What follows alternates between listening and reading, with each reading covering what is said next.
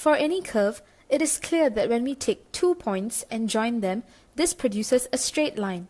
In mathematics, this is known as a secant line, a line which connects 2 points over a certain interval. The slope of the secant line is known as the average rate of change. However, what if we want to find the rate of change at a single point? This is actually known as the instantaneous rate of change of a function. The instantaneous rate of change, also known as the slope of the tangent line, can be found using one of the most fundamental and powerful operations in calculus, derivative. There are countless real-world situations that can be modeled by polynomial functions.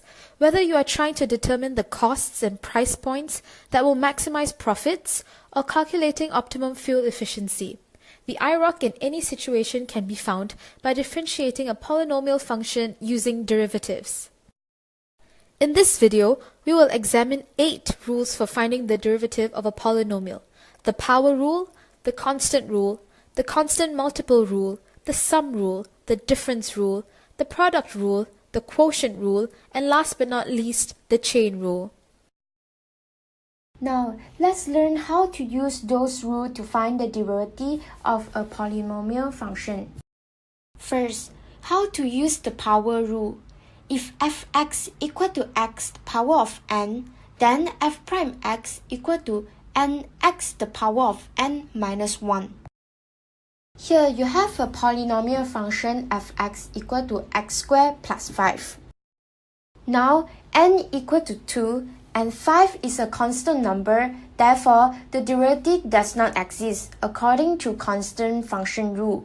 So the derivative of the function will be 2x. But what is a constant function rule? Constant function rule used when f(x) equal to k, and k is a constant number. It does not have n, so f prime x equal to 0. For example, f(x) equal to 20 and the derivative will be 0. Now let's move on to constant multiple rule. If f(x) equal to k gx, then f prime x equal to k g prime x. For example, f(x) equal to 3x the power of 4. Now 3 acts as the k and gx is x the power of 4. So f prime x equal to 3 times 4x cubed, which is 12x cubed. Sum rule. If f(x) equal to px plus qx, then f prime x equal to p prime x plus q prime x. For example, f(x) equal to 4x cubed plus 2x squared, then the derivative will be 4 times 3x squared plus 2 times 2x, which is 12x squared plus 4x. Different rule. If f(x) equal to px minus qx, then f(x) equal to p prime x minus q prime x. For example, f(x) equal to x the power of 5 minus 2x cubed, then the derivative will be 5x the power of 4 minus 2 times 3x squared, which is 5x4 minus 2x squared. Product rule. If f(x) equal to u times v, then f prime x equal to u prime v plus v prime u. For example, f(x) equal to 2x times x cubed plus 1. Now, u equal to 2x and v equal to x3 plus 1. U prime now equal to 2 and v prime equal to 3x squared. So apply the product rule u prime v plus v prime u. Therefore, now the derivative will be 2 times x cubed plus 1 plus 3x cubed times 2x, which is 6x4 plus 2x2 plus 2. The next rule we will be learning is the quotient rule. In general, the formula for quotient rule is the derivative of the function equal to the product of u prime and v minus the product of v prime and u divided by the square of v. For example, the function y is equal to 3x minus 6 divided by 5x plus 2. The first step to applying the quotient rule is to first prepare the components or ingredients separately. First, let's categorize the u in this function as 3x minus 6, while the v would be 5x plus 2.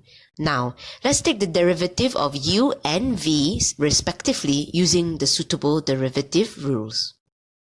The derivative of u or u prime would be 3, while the derivative of v or v prime would be 5. Now that we have prepared all the ingredients, let's put them all together. Remember to use parentheses when you substitute the ingredients into the function to avoid confusion. From here, simplify the equation and you'll end up with the derivative y prime. The last rule is the chain rule. The chain rule is particularly important as it can be used to find the derivatives of not only polynomial functions but also of sinusoidal functions. Let's first start off with the polynomial function of y equals to the square of 2x squared plus 4x minus 1. Now, let u be 2x squared plus 4x minus 1. With that, the function y will now be equal to the square of u instead. To find the derivative of function y, we must find the derivative of y in terms of u, or dy du, multiplied by the derivative of u in terms of x, or du dx. This formula is represented in Leibniz's notation. The derivative of dy du is 2u, while the derivative of du dx is 4x plus 4. From here, you can simplify the equation or leave it as it is before substituting the original u back in. Now, let's substitute the original u into the equation. Again, remember to use parentheses as this will avoid confusion when multiplying and simplifying. Now, let's simplify.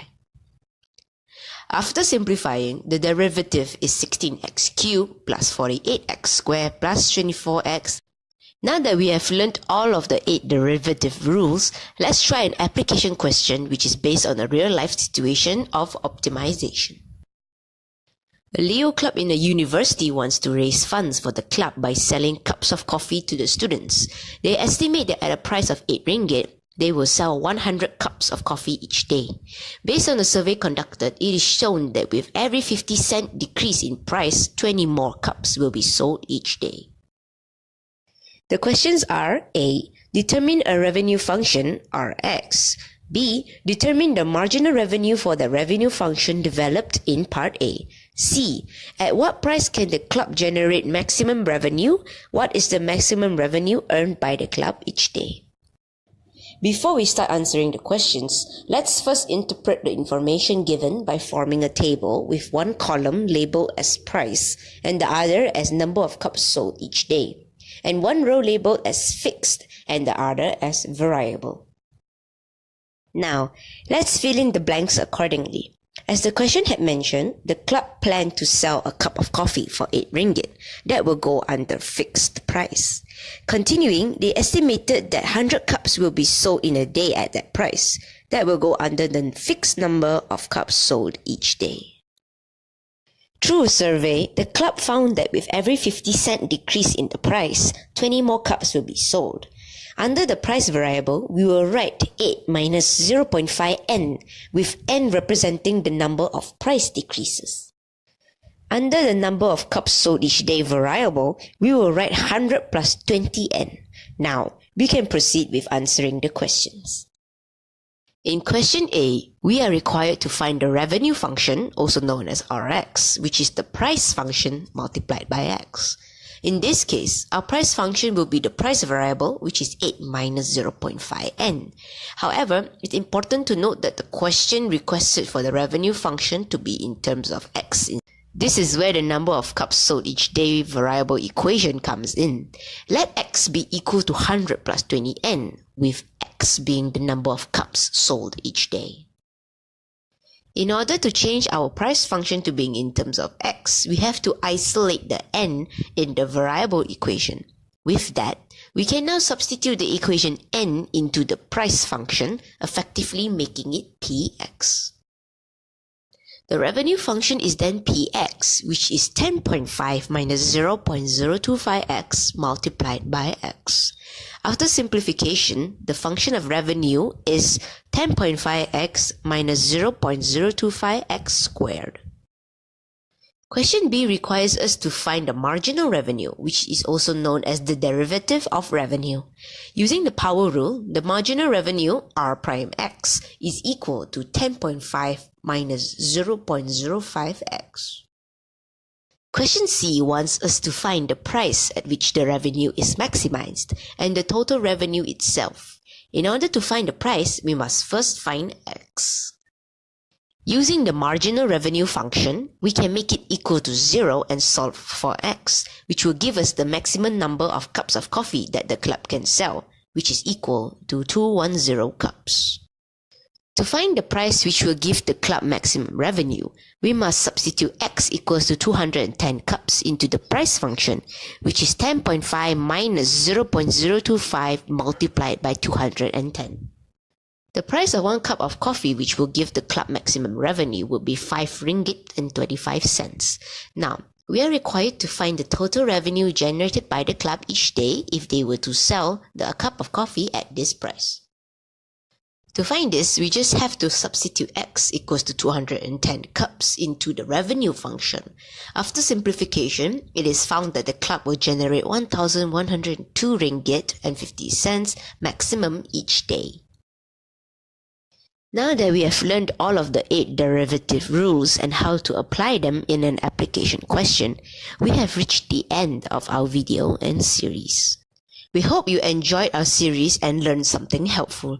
Remember that mathematics isn't difficult and that with understanding and practice, you can get better at it. Thank you for watching and until next time.